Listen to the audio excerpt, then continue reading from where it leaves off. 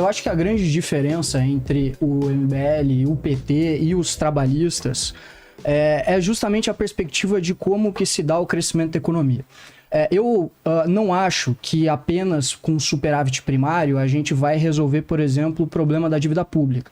Não à toa a gente fez superávit primário desde 94, se eu não me engano, 91 até 2014, e a gente não resolveu o problema da dívida pública. Eu acho, inclusive, que nesse período ela até deu uma subida. Isso é interessante, hein?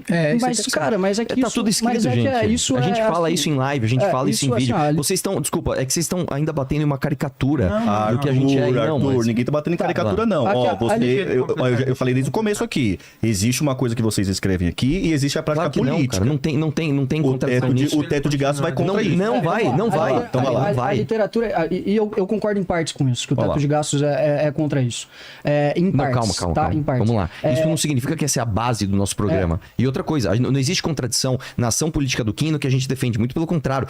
Justamente o que você falou o grosso do negócio está em falar do BPC e falar da Previdência. Sim, nós temos coragem de fazer isso desde o Temer. Mas, Arthur, de um governo de gasto, meu amigo, presta atenção, o teto de gasto que você defende. Eu defendo, mas a gente não tá entendendo. Fora, meu amigo. A gente não tá.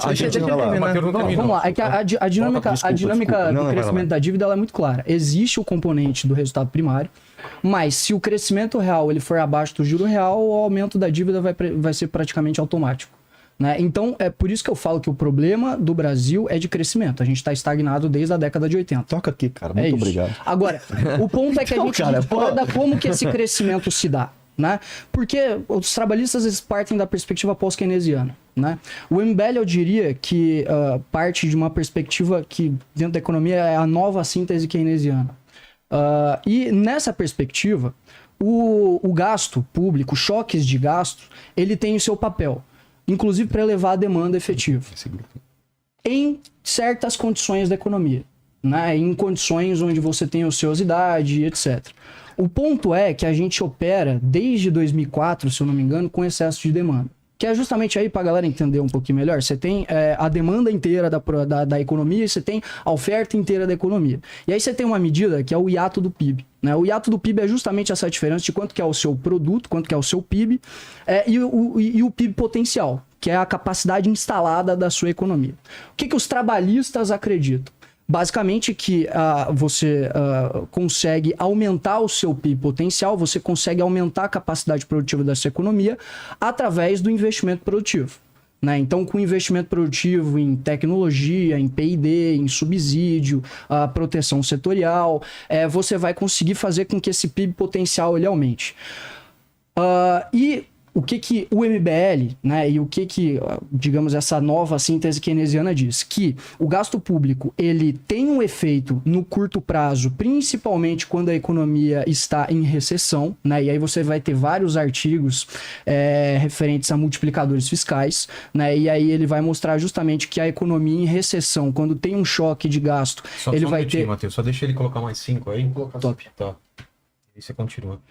E aí, pode continuar? Não, só não perde o fio. Pode ir, agora pode. E aí De uma vez também. Esses... É bom colocar no nosso de uma vez também. Não, tem que zerar para ele colocar mais... Esses artigos sobre multiplicador fiscal, né? Eles têm um consenso, assim, na literatura. Se for pegar vários artigos sobre o mesmo tema, os multiplicadores, eles dão bem próximos, né? E quando a economia está em recessão, você vai ter, né, um impacto ali do choque governamental em praticamente todos os agregados macro, né? Em produto, você vai ter em emprego, você vai ter em investimento privado, em consumo privado, em basicamente todos os agregados macro você vai ter um resultado quando você tem um choque governamental em recessão. O problema é que quando a economia está com o seu PIB operando próximo do PIB potencial ainda acima, que no caso é com o hiato do PIB positivo, o multiplicador fiscal ele desaparece, ele é zero ou negativo. No caso do investimento privado, por exemplo, ele é negativo, né? E é claro que isso tipo, você tem que pegar as condições da economia, né? Esses artigos eles foram feitos com economias da OCDE, né? O artigo que eu estou citando aqui é o do Auerbach Godchenko, é um puta nome estranho lá, então provavelmente eu pronunciei errado, mas é um artigo bem... clássico sobre esse tema de multiplicadores fiscais, e ele mostra justamente isso, né? A economia com esses multiplicadores fiscais, mas quando está em expansão, você não tem esse resultado. Então, e aí você vai ter vários outros artigos do Banco Mundial e etc. que eles mostram o quê?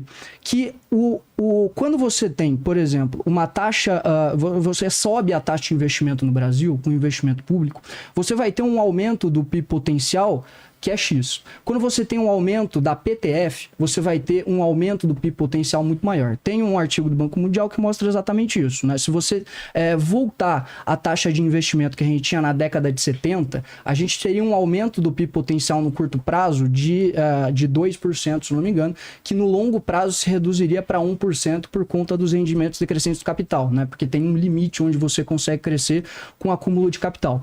Agora, quando você tem um aumento de 2,5% na PTF, você teria então um aumento do PIB potencial de 4,4% que se manteria eternamente, porque você vai estar realmente mexendo ali na estrutura produtiva da sociedade.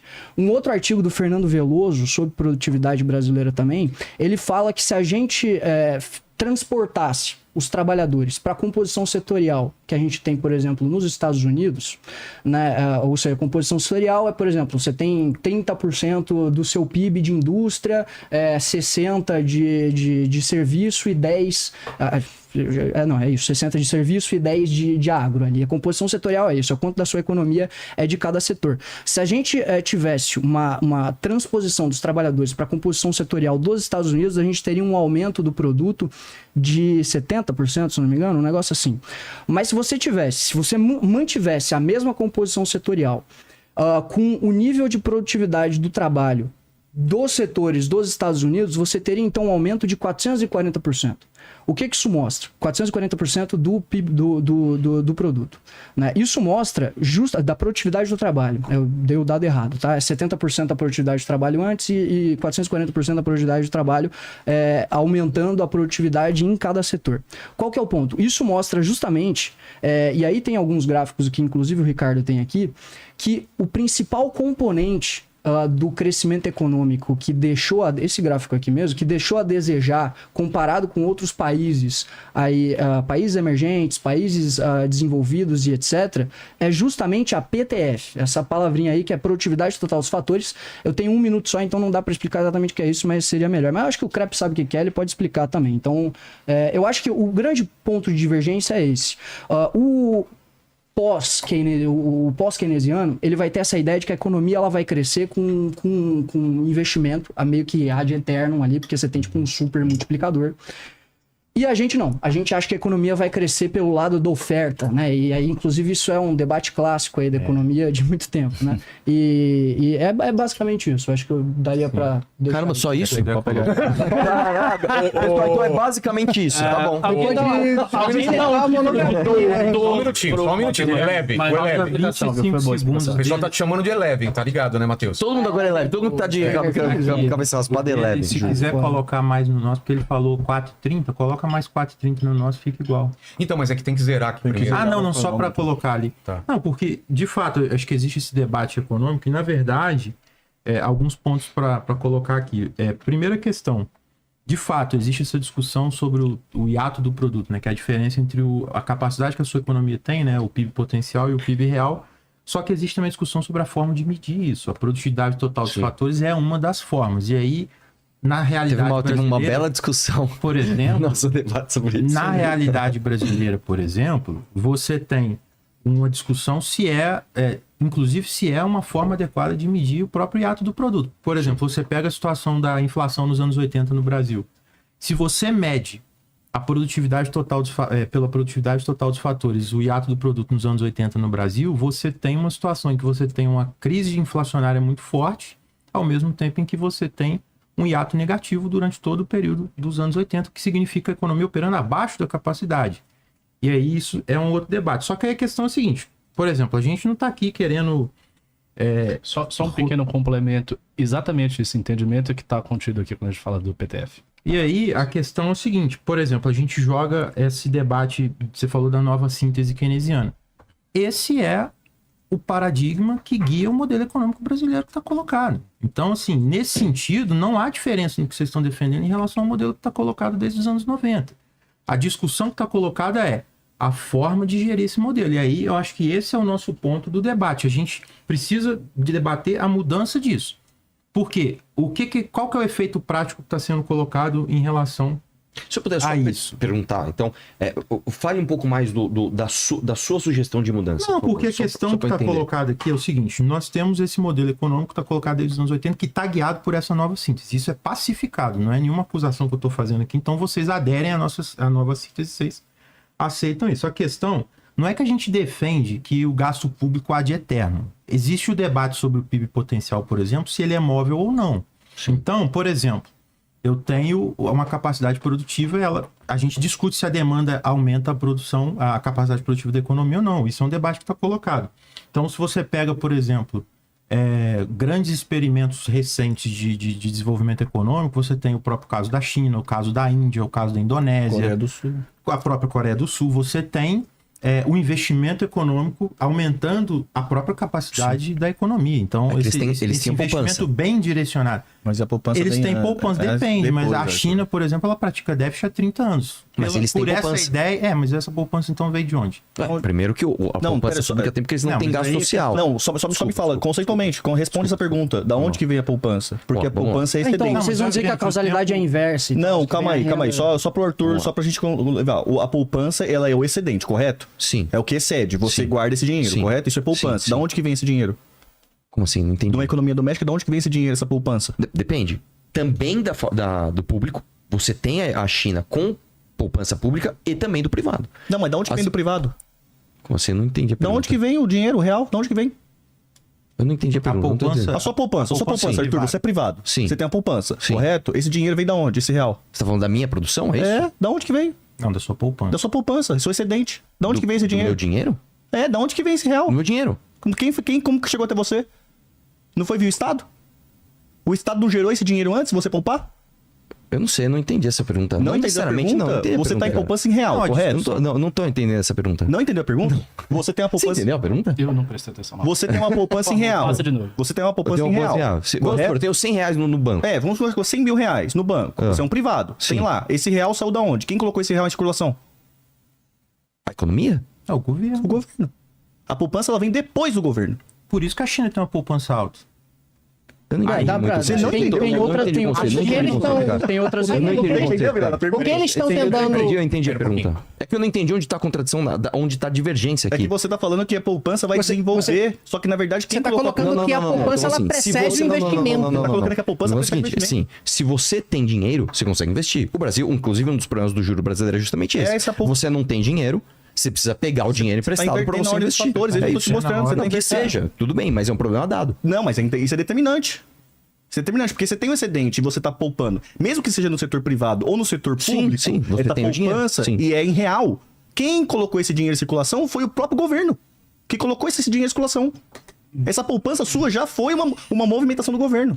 Porque senão esse dinheiro não tava na sua mão. Vamos lá, só para explicar. Acabou o tempo deles, agora é com vocês aí. quer completar o que Fechem o Verão sacou? assunto e eles Ainda podem não. completar na pergunta pro chat e usar esse tempo também para. Não, é que eu Não, ia eles têm colocar mais tempo, você que... não tem mais tempo? Sim, sim, agora eles podem terminar. Eu ia colocar que a pergunta que ele estava fazendo é a respeito da síntese que a gente tem pós-keynesiana sobre a poupança. Você está pressupondo que a poupança vai vir antes do investimento público, certo? Ou seja, você vai poupar primeiro para depois você fazer o investimento. Só que o que gera o determinante do valor que vai nascer dentro da economia é o próprio investimento governamental numa economia monetária moderna, Sim, como sim, é o entendi. caso da Agora economia entendi. brasileira. Entendi o Entendeu? que você falou, Então entendi. a grande questão é uma divergência determinante, porque vocês estão propondo que a gente vai fazer superávit primário, a gente vai ter Poupar. teto de gasto, a gente vai fazer poupança, ao mesmo tempo que a gente vai utilizar essa grande poupança para dar estabilidade para a economia e fazer investimento num processo massivo de industrialização no Nordeste, por exemplo, né? Vocês defendem transformar a Zona Franca de Manaus em um polo de farmacêutico, né? De produção de farmácia. Então, assim, para poder fazer isso, vocês não vão conseguir... Inclusive, vocês mesmos colocam no livro que toda tentativa de geração de poupança, ela acabou degringolando no Brasil. Sim. Justamente porque ela não é eficiente. A poupança que a China possui ela foi precedida pelo investimento público na China, e não o contrário, entendeu? Ela veio depois, ela não veio antes, não foi como se do nada começaram a poupar. A China era extremamente pobre e do nada, não, vamos guardar dinheiro que a gente vai desenvolver esse país. Não, na verdade ela é extremamente pobre, eles fizeram uma reforma agrária, por exemplo, eles radicalizaram, né, a produtividade quando começaram um projeto massivo de infraestrutura, que ali, isso eu tô falando antes mesmo da virada do Deng Xiaoping, tá? Tô falando ali com o Mao Zedong, né? Então, essa poupança foi sendo gerada na medida em que a produtividade da China foi aumentando com a complexidade dos seus fatores de produção. Sim, entendeu? concordamos nisso. Então, esse é o ponto. Então você, mas nós concordamos nisso. Não, então como é que você está dizendo que a poupança ela precede o investimento? Aí você está sendo contrário. Você está sendo contrário do que você acabou de defender. Inclusive. Entendeu? É que assim, essa... Matheus. Tá. É que a gente não tem mais tempo. Deixa que eu queria fechar. Olha, eu não ligo se eles tiverem que fazer algum complemento, não. A gente vai ter o segundo bloco, eles podem usar Eu isso. só acho que a questão que ele colocou... Terceiro? A grande questão que eu acho que a gente tinha que fechar aqui, que eu acho que era o mais importante, não é que a gente defende o investimento ad eterno. Eu acho que a gente defende que a principal discussão é a qualidade do gasto, e não necessariamente você ter um teto ou não para você forçar esse superávit, até porque todas as vezes que a gente teve essa iniciativa de teto e essa questão mais restritiva, a gente teve Acabou efeito econômico tempo. muito sério. Então vamos lá para o segundo bloco, a gente vai pegar a pergunta do chat, vocês podem voltar a... 20 minutos nesse caso, 20 né? minutos, mas Aí vocês depois, podem só usar... uma coisa, Ah, e vai pergunta do intercalando, chat, aí né? depois não pergunta do chat, depois pergunta do chat de novo? Não, Não, a é- terceira é igual ao primeiro bloco. Você pode vocês perguntar, né? pra Quem cada um. perguntou agora. Eu prefiro bem mais, mas enfim. Né? Pergunta do chat é bom. Vamos lá. Pergunta primeiro, então, A galera deve estar se para quem que matando lá no você tem aí. Pra... Eu não sei. Primeira pergunta aqui é pro Partido Missão. Leonardo Santana, ele tá perguntando aqui, ó. Pessoal do Partido Missão, explica para esse pessoal trabalhista o que aconteceu na época da ditadura quando você aumenta a base monetária via investimento e infraestrutura. Na época da ditadura militar ou da Vargas, ele tá falando? Peraí, desculpa, eu não prestei atenção. Ditadura militar, é inflação. repetir aqui, ó. Processo hiperinflacionário. Exato. Dos anos 80. Bom, pior que essa é uma perspectiva antiga, né? Da teoria quantitativa da moeda, de que você aumentando a base monetária, que isso não existe mais, né, cara? Base monetária em papel moeda hoje, eu nem lembro qual agregado que é, se é o M2 ou o M1, mas enfim, no Banco Central você tem vários agregados monetários ali, o papel moeda é um deles, se eu não me engano é o M2, mas hoje isso já vai até o M7, se eu não me engano, que são ativos tão líquidos quanto a moeda, né? Em 2008 a gente teve uma expansão gigantesca da base monetária e não teve, enfim, a teoria quantitativa da moeda foi superada, A real tanto é do essa. ponto de vista novo keynesiano quanto do ponto de vista pós-keynesiano. Caramba, eu nunca pensei que eu ia acordar tanto com a mídia da MBL, cara. Caralho, eu não sei porque vocês estão surpresos, mas enfim. Não, mas é porque a gente fala isso em live pra caramba, a gente escreve sobre Mas sabe, mas sabe por quê? Não, mas sabe por que a gente tá Por surpreso? exemplo, esse Não, cara aí que mandou a pergunta provavelmente é público de vocês. Não, isso mas aí é porque pergunta o de debate- Liberbobo, tá? o Pra debate, começar. o debate Pergunta de economia Liberbobo. na internet, ele é bem ruim. Mas assim, todos de os maneira debates são geral, assim. né? Não, nós tá sendo bom agora. Não, eu sei, mas eu tô falando assim, de forma de calma, gente. Generalização não significa que não tem exceções. Então, assim, o debate de qualquer coisa na internet, assim, você vai debater saúde, você vai debater Covid. As pessoas falam, meu, e se eu puser ozônio no rabo? Mas é porque o problema. Não, o problema. Não, o Matheus ele colocou uma questão correta aqui, que eu acho que, inclusive, é uma postura, por mais que a gente discorde aqui, a gente tem que educar o público que tá assistindo a gente. E nesse caso, até público creio eu que é público do MBL, o mais próximo, porque eu já me deparei com muitos desses debates quando eu faço esses comentários. Por exemplo, o monetarismo já foi superado. Tipo assim, ó, Friedman Já é foi legal superado. e tal, mas ele passou. Aquela já. equação lá dele, aquilo ali já foi superado. O debate que tá colocado hoje Não, é inclusive outro. o próprio Friedman, né? Ele Aquilo é não, outro. o próprio Friedman ele não falava que toda a expansão da base monetária vai gerar aumento da Não, inflação, mas porque você não, tinha eu- o componente da velocidade Não, mas eu da acho que é circulação da importante, moeda. cara, ali. porque eles estão debatendo isso, e aí eu queria falar. Sabe o que aconteceu? Sem defender a ditadura, tá, gente? Na época do aumento de investimento, a economia cresceu. E a gente teve um crescimento muito robusto da economia durante a ditadura. Baixou a inflação A discussão nesse período aí não é questão de se tem que investir ou não, porque ali você tinha um período de arroz salarial, de repressão e tudo mais. Agora, se você compara o índice de investimento hoje no Brasil, inclusive um abraço que eu mando pro Thiago Machado, meu grande amigo aí que tá assistindo, doutorando em economia, excelente economista. Esse cara é fera, inclusive, mano. Cara fera. demais. Ele tem um gráfico que ele está estudando na estagnação brasileira nesse período, que ele está mostrando que esse período de baixo investimento que a gente está hoje. se você pega o governo Lula, que é o governo do auge do crescimento econômico no Brasil nessa história recente, que teve um crescimento médio ali de 4,5% do Lula 2, né?